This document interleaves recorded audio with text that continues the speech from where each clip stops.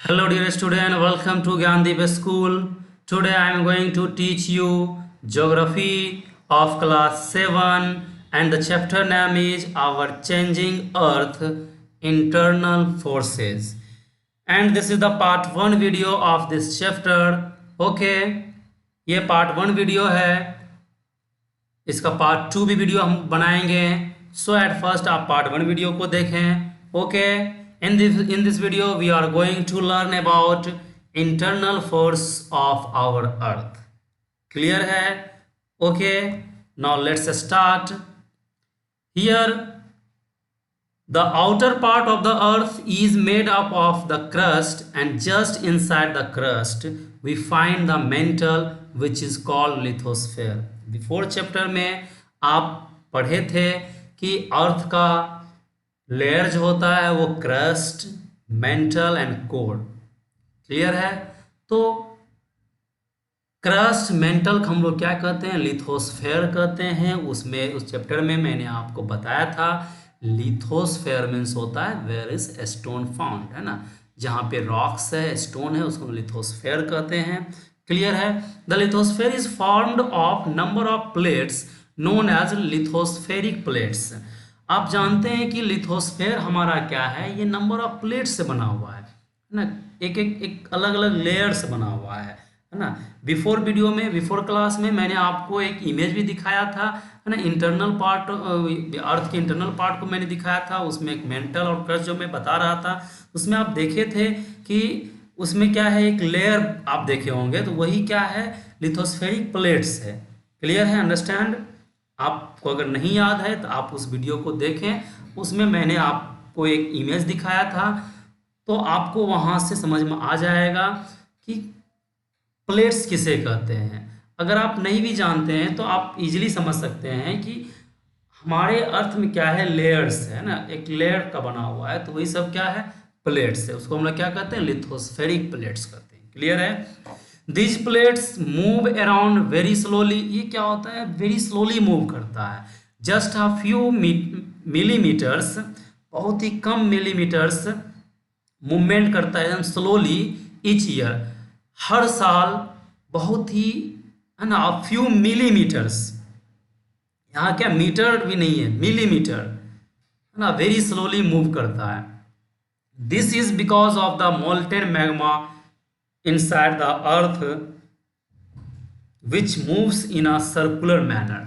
हम लोग जानते हैं कि हमारे अर्थ के इनर पार्ट में क्या है? मैग्मा है. यही मैग्मा जब बाहर निकलता है उसको हम लोग लावा कहते हैं. तो ये जो मोल्टेन पिघला हुआ मैग्मा जो हमारे अर्थ के इनर पार्ट में है, तो इसी के वजह से क्या होता है कि वो प्लेट जो है, लिथोस्फेरिक प्लेट, क्या होता है? मूव करता है.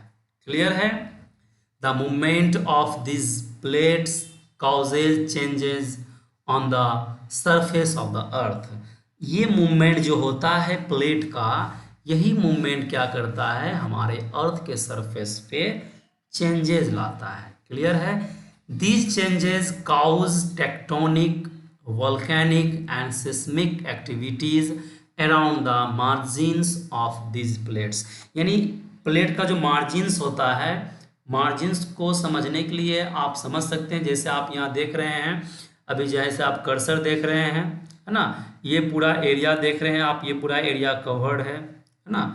आप जैसे कर्सर मैं आपको दिखा रहा हूँ, ये पूरा एरिया कवर्ड है ना. अब आप ये देख रहे हैं, ये जगह खाली है. जो कर्सर आप देख रहे हैं, जहाँ अभी कर्सर है, ये जगह क्या है? खाली है. इसको हम लोग क्या कहते हैं? मार्जिन्स कहते हैं. क्या कहते हैं? मार्जिन्स. क्लियर है? आप ये देख रहे हैं, ये जो स्पेस है, ये खाली जगह जो आप देख रहे हैं, यही क्या है? मार्जिन्स है. तो इसी तरह क्या होता है? प्लेट्स का मार्जिन्स रहता है, तो उसी में जो मूवमेंट, वो जो प्लेट मूवमेंट होता है, तो वहीं से क्या होता है? अर्थक्वेक आता है, वोल्केनो जो है इरप्ट होता है. यही सब एक्टिविटीज हमारे अर्थ पे होता है. क्लियर है? Understand? Now forces of the अर्थ. अब हम लोग अर्थ के फोर्सेस के बारे में पढ़ेंगे कि अर्थ का कितना फोर्स होता है, कितने तरह का फोर्सेस होता है. देन उसको वन बाय वन हम लोग स्टडी करेंगे. There are two types of forces which cause movement इन और ऑन द अर्थ सरफेस। यानी दो तरह का फोर्सेस हमारे अर्थ का होता है, जो कि हमारे अर्थ के इनर पार्ट में या फिर आउटर पार्ट में मूवमेंट का रीजन होता है। अगर हम लोग अर्थ के फोर्सेस के बारे में बात करेंगे तो फर्स्ट हमारा है endogenetic forces and the second is exogenetic forces. Clear है? अब हम लोग वन बाय वन इसके बारे में देखेंगे कि इंडोजेनेटिक फोर्सेस किसे कहते हैं, एक्सोजेनेटिक फोर्सेस किसे कहते हैं। आप यहाँ नाम देख रहे हैं इंडोजेनेटिक फोर्सेस। फोर्सेज मीन्स तो आपको समझ में आता ही है। आई होप कि आप जानते होंगे फोर्स क्या होता है, because you are in 7th class, so I hope that कि आप समझते होंगे फोर्सेज। इंडोजेनेटिक, आप यहाँ देख रहे हैं वर्ड इंडो। इंडोजेनेटिक मीन्स क्या हो, इंडो मीन्स इनर, है ना, इनर पार्ट में जो फोर्स होता है हमारे अर्थ का, उसी को हम लोग कहते हैं endogenetic forces. It is very simple. Now according to book, the forces which are active inside the earth, आप देख रहे हैं इनसाइड द अर्थ, है ना, अर्थ के इनसाइड जो फोर्स एक्टिव है are known as endogenetic forces. Clear है? हमारे अर्थ के इनर पार्ट में, है ना, in the inner part of our earth the forces are active and that forces are known as endogenetic forces and these are also called constructional forces. Clear है? हम लोग endogenetic force किसे कहेंगे, जो force हमारे अर्थ के inner part में active रहता है उसको हम लोग कहते हैं इंडोजेनेटिक फोर्सेज। क्लियर है? Understand? And the next is exogenetic forces. आप नाम देख रहे हैं एक्सो, एक्सो मीन्स आउटर, यानी बाहर, है ना।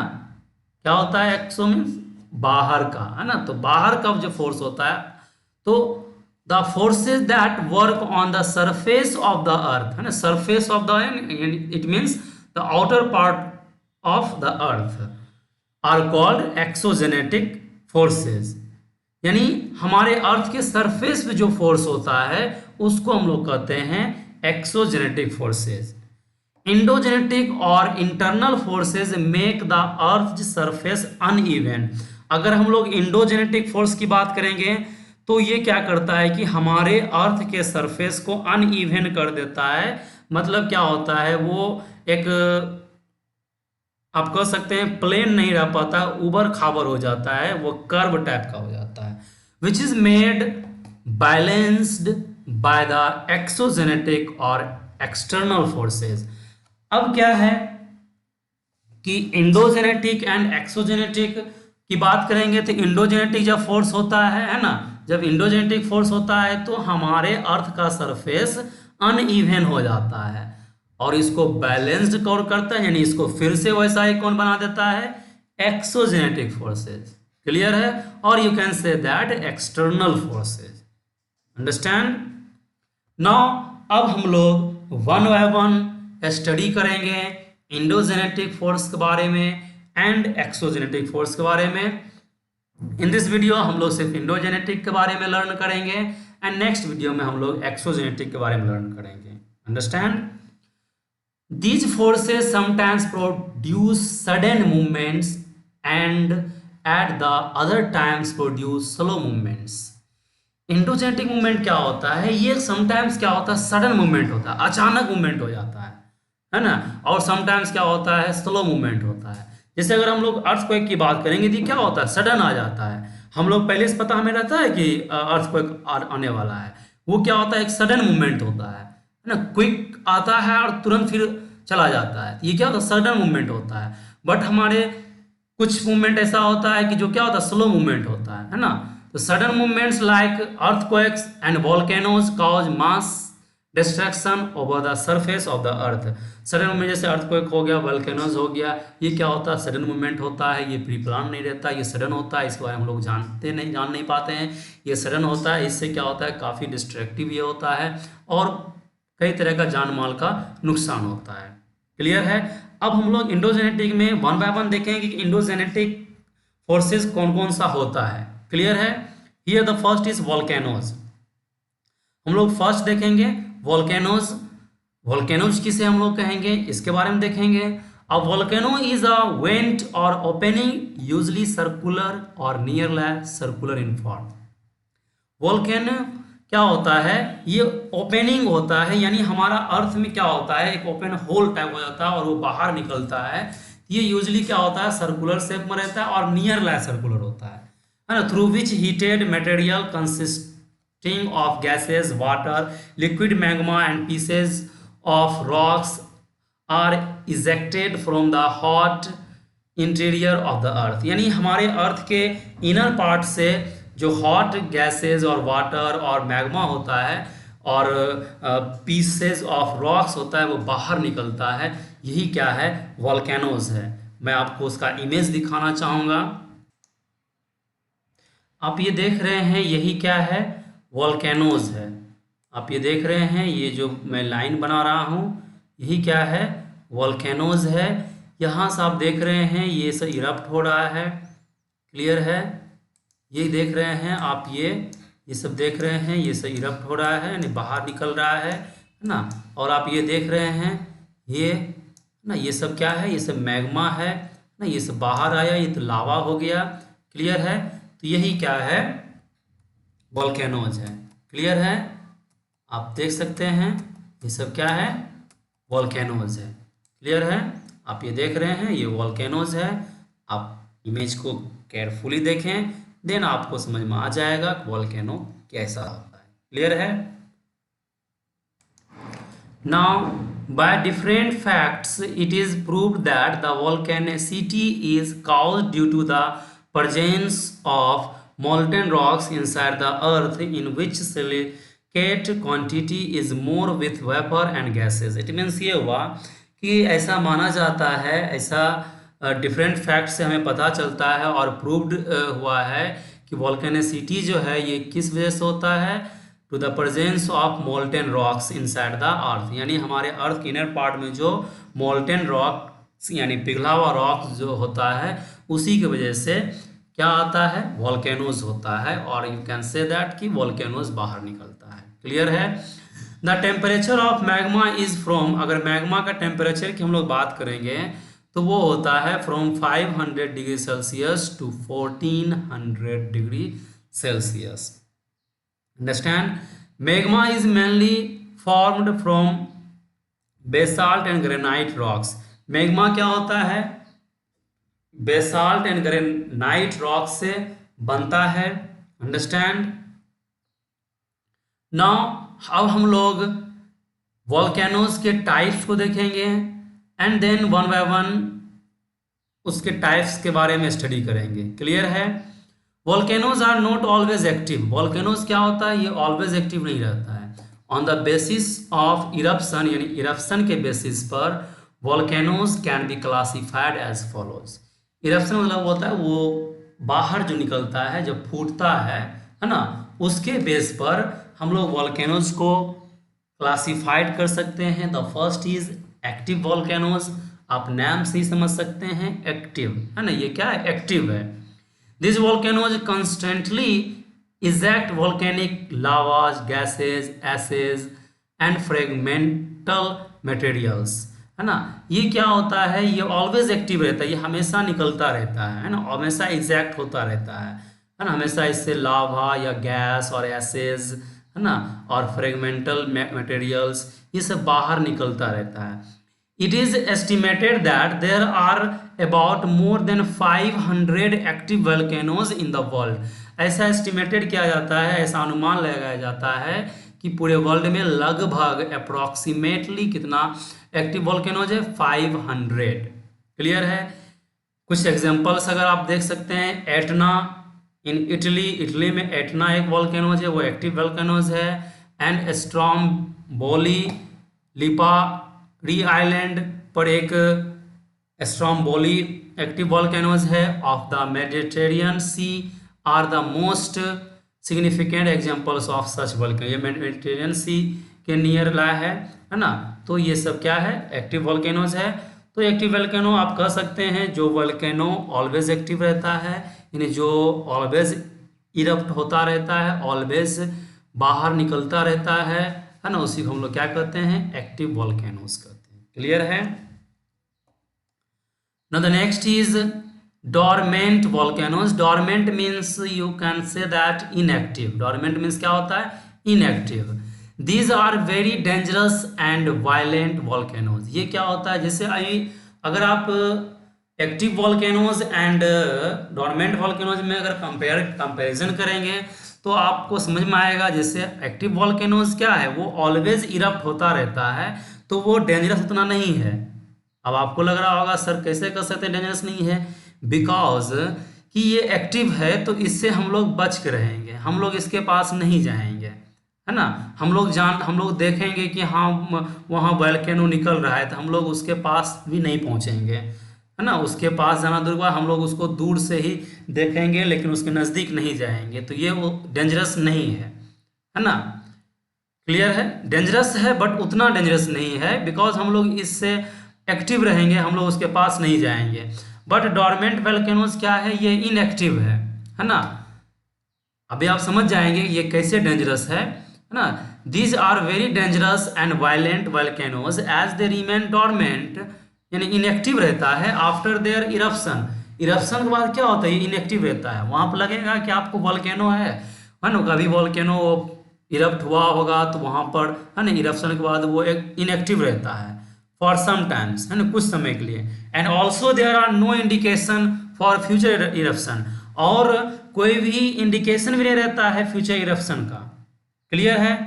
दे erupt very violently all of a sudden and cause enormous damage to human health. Human health example में जैसे अगर आप देखेंगे, जैसे इट मीन्स ये हुआ कि डोरमेंट वोल्केनोज क्या है कि वो जब इरप्ट हुआ है ना, उसके बाद वो इनएक्टिव है, उसके बाद वो इरप्ट नहीं हो रहा है। कभी इरप्ट हुआ था उसके बाद इनएक्टिव है, बट इंडिकेशन भी नहीं है कि वो फ्यूचर में इरप्ट होगा, यानी कहीं पर कोई ऐसा भी नहीं दिख रहा है कि जहां से थोड़ा थोड़ा निकल रहा है। इट मे बी कि समटाइम्स पूरा निकल जाएगा, तो कोई इंडिकेशन भी नहीं रहता है। बट क्या होता है कि सडन कभी भी वो इरप्ट हो जाता है, तो ये कितना डेंजरस आप समझ सकते हैं। क्लियर है। आप देखेंगे इनएक्टिव है तो आप उसके पास पहुंच जाएंगे, और इट मे बी कि जिस समय आप उसके नज़दीक गए या जिस समय कोई उसके नज़दीक गया उसी समय वो इरप्ट हो गया, वो कितना डेंजरस है। अंडरस्टैंड। अगर आप डोरमेंट वोल्केनो एग्जांपल में देखेंगे तो Vesuvius volcano in Italy is a dormant volcano. Clear है। Understand. And the next and last is extinct volcanoes. नाम ही एक्सटिंक्ट, जो कि खत्म हो चुका है। The volcanoes are considered extinct, consider तब एक्सटिंक्ट किया जाता है when there are no indication of future eruption. Future eruption का कोई इंडिकेशन नहीं होता है। The craters of this volcanoes are filled up with water which gives rise to lakes. अब क्या है, जैसे कि आप यहाँ कंफ्यूजन आपको यहाँ हो रहा होगा, जैसे आप यहाँ देख रहे हैं डोरमेंट वोल्केनोज में भी आपको बताया जा रहा है कि है ना there are no indication for future eruption, और इसमें भी आप देख रहे हैं कि फ्यूचर इरप्शन है ना, there are no indication of future eruption. I hope कि कन्फ्यूजन हो रहा होगा। तो यहाँ पर आप इसे डिफ्रेंशिएट कर सकते हैं। जैसे आप यहाँ देख रहे हैं डोरमेंट में कि इसका फ्यूचर इंडिकेशन नहीं रहता है इरप्ट होने का, बट ये सडन कभी भी इरप्ट हो जाता है। ये है डोरमेंट वोल्केनोज। क्लियर है। अब इंस्टिंक्ट में आप कह सकते हैं, जैसे यहाँ तक तो सेम है, इंडिकेशन नहीं देता फ्यूचर, लेकिन आप इस वर्ड से डिफ्रेंशिएट कर सकते हैं, सॉरी इस सेंटेंस डिफ्रेंशिएट कर सकते हैं। यहाँ पर आप देखेंगे the craters of these volcanoes are filled up, यानी इसका क्रेटर्स जो होता है जहां से वो निकला है, जहां वो निकला है ना, जहां से वो निकलने का चांस है, अब वही क्या होता है, वही वाटर से फिल अप होता है, भर जाता है, और वो क्या बन जाता है, लेक ही बन जाता है ना, झील बन जाता है। तो कोई चांस है बाहर निकलने का। जब पानी हो गया तब आग के लिए पानी तो क्या है, दुश्मन है, तो आप पानी तो निकलने देगा नहीं उसको। क्लियर है। तो उसका क्रेटर जो होता है, यानी ऊपर का पार्ट जो होता है जहां से निकलने का चांस रहता है, उसमें क्या होता है, वाटर राइज हो जाता है एंड देन आफ्टर समटाइम्स वो लेक में कन्वर्ट हो जाता है. So we can say that these volcanoes are called extinct volcanoes. I hope कि अब आप डोरमेंट एंड एक्सटिंक्ट volcanoes में डिफ्रेंशिएट कर लिया होंगे. क्लियर है? नाउ अब हम लोग वॉल्केनोज को थोड़ा सा इमेज से समझेंगे. ये इमेज मुझे बहुत ही ज़्यादा इम्पोर्टेंट लगा, सो मैंने सोचा कि आपको मैं ये इमेज समझा दूं. क्लियर है? आप देख रहे हैं, आप इस नंबर को ध्यान से देखें. 1 बाय 1 ये सभी नंबर का क्या मतलब है हम लोग देखेंगे. सबसे पहले आप यहाँ फर्स्ट नंबर जहाँ अभी आपका कर्सर है आप इसे देखें, है ना. आप यहाँ देख रहे हैं, यहाँ फर्स्ट लिखा हुआ है. आप यहाँ फर्स्ट में देखिए, यहाँ डिटेल में लार्ज मैग्मा चैम्बर. ये क्या है? लार्ज मैग्मा चैम्बर है. अब सबसे पहले ये 1 को देखने से पहले आप 4 को देखिए. बेस, ये हमारा क्या है? अर्थ का बेस है ना. और यू कैन से दैट ये सरफेस हमारा हो गया. तो ये बाकी का जो आप देख रहे हैं कर्सर, ये सब क्या इनर पार्ट है हमारे अर्थ का. तो यही क्या है, नीचे में ये 1 नंबर आप ये देख रहे हैं रेड कलर का, ये क्या है? मैग्मा है. अंडरस्टैंड? आप समझ गए ये क्या है? मैग्मा है. क्लियर है 1 नंबर. अब आप 2 नंबर देखिए. 2 नंबर आप देख रहे हैं बेड रॉक. ये क्या है? रॉक है. क्या है हमारा? रॉक. आप ये देख रहे हैं जहां से कर्सर में लाइन कर रहा हूं, ये क्या है? हमारा रॉक है. क्लियर है?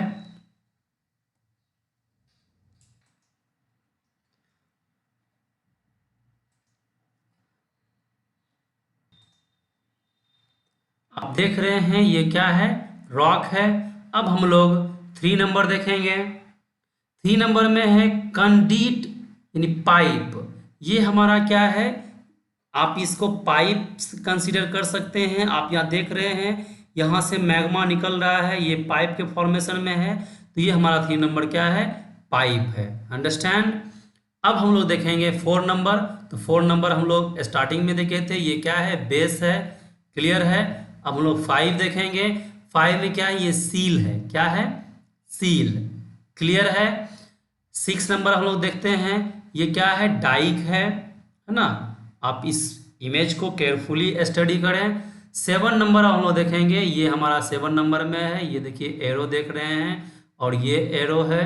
तो ये हमारा है layers of S emitted by the volcano. यानी वोल्केनो से जो ये लेयर बना है एस का, है ना, यही हमारा क्या है? लेयर है. क्लियर है? अगर 8 नंबर की अगर हम लोग बात करेंगे, ये फ्लैंक है. क्या है? ये जो आप देख रहे हैं इस तरह का, जहाँ भी कर्सर देख रहे हैं, ये सब क्या है? फ्लैंक है. अंडरस्टैंड? फिर हम लोग देखेंगे 9 नंबर. ये 9 नंबर आप देख रहे हैं, ये क्या है? Layers of lava emitted by the volcano. ये क्या है? लावा का लेयर है. अब 10 नंबर हम लोग देखते हैं, तो थ्रोट. ये क्या है? थ्रोट है. क्लियर है? 11 नंबर में पैरासिटिक कोन. ये क्या है? पैरासिटिक कोन है. आप ये देख रहे हैं, ये पैरासिटिक कोन है. एंड 12 नंबर अगर हम देखते हैं, ये क्या है? लावा फ्लो, यानी लावा यहाँ से फ्लो हो रहा है ना. 13 नंबर ये वेंट है. ये क्या हमारा है? वेंट. एंड 14 नंबर ये क्या है? हमारा क्रेटर है. आप देखें एरो क्रेटर है. आप जब पढ़ रहे थे एक्सटिंक्ट वोल्केनोज के बारे में, तो उसमें आप देख रहे थे, उसमें बताया गया था क्रेटर क्या होता है? उसका पानी से भर जाता है ना. यही सब क्या, यही क्या होता है? पानी से भर जाता है तो इन फ्यूचर उसे इरप्ट होने का चांस नहीं रहता है, तो उसको लोग क्या कहते हैं? एक्सटिंक्ट वोल्केनोज कहते हैं. एंड द लास्ट 15 नंबर देखेंगे, ये क्या है? एस क्लाउड है. इस तरह देख रहे हैं एस का क्लाउड बन गया है. यही हमारा क्या है? एस का क्लाउड है. आई होप कि आप इस पिक्चर को केयरफुली समझ गए होंगे. नहीं समझ में आ रहा है तो वीडियो को पॉज कर लें, देन खुद से आप देखें, देन आपको समझ में ईजिली आ जाएगा. Understand? I hope that you understand very well this chapter, है ना. इन दिस चैप्टर हम लोग सिर्फ जेनेटिक फोर्सेस बारे में स्टडी किए हैं. एंड द नेक्स्ट वीडियो में हम लोग एक्सोजेनेटिक फोर्सेस बारे में स्टडी करेंगे. And today's work for you, make a note of this video and recall it till the next video. आप इस वीडियो का नोट्स बना लें और इसे तब तक रिकॉल करते रहें जब तक नेक्स्ट वीडियो नहीं आता है। और आप नोटबुक्स में ज़रूर मेंशन किया करें, क्लियर है, क्योंकि नोटबुक्स में मेंशन करना बहुत ही ज़्यादा इम्पोर्टेंट है। और आप को कहीं प्रॉब्लम होता है तो कमेंट बॉक्स में भी ज़रूर लिखा करें, ताकि नेक्स्ट वीडियो में उस प्रॉब्लम को सॉर्ट आउट कर दिया करेंगे, है ना। इससे क्या होता है कि हमें भी पता चलता है कि आप कितना इंटरेस्ट लेते हैं, कितना इंटरेस्ट नहीं लेते हैं। कमेंट बॉक्स में ज़रूर लिखा करें। कमेंट बॉक्स में लिखने से ये पता चलता है कि आप कितना ज़्यादा इंटरेस्ट लेते हैं ड्यूरिंग क्लास, क्लियर है। उससे क्या होता है, हमें पता चलता है कितना ज़्यादा आप इंटरेस्ट लेते हैं। जहाँ पे जो भी समझ में नहीं आता है उसे आप फिर से रिपीट करके वीडियो को देखें, है ना। जितना बार हो सके उतना बार देखें वीडियो को रिपीट करके, तब क्या होगा, जो भी कन्फ्यूजन होगा वो दूर हो जाएगा। फिर भी अगर कन्फ्यूजन बना रहता है तो आप उसके बारे में कमेंट बॉक्स में लिखें, ताकि मैं उस कन्फ्यूजन को दूर कर सकूं। अंडरस्टैंड? आई होप कि आप समझ गए होंगे कि मैं क्या कहना चाह रहा हूं। क्लियर है? Okay, thank you to all. That's all for today.